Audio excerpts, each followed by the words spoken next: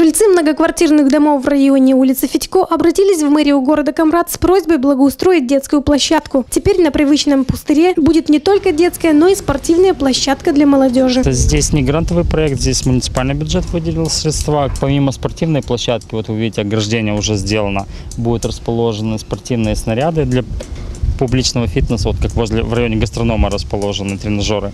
И будет детская площадка, детские горки, для того, чтобы детки уже маленького возраста могли играть. То есть здесь целый комплекс развлекательный именно для детей будет создан.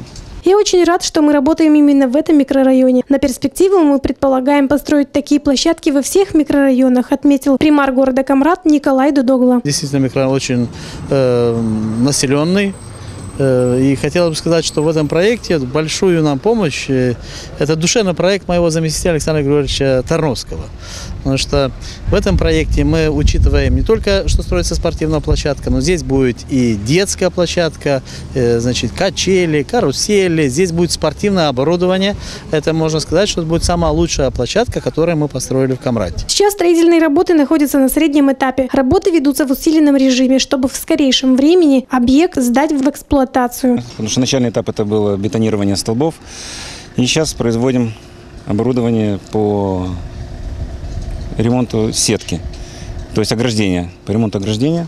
И думаю, что в ближайшие 2 дня мы это закончим.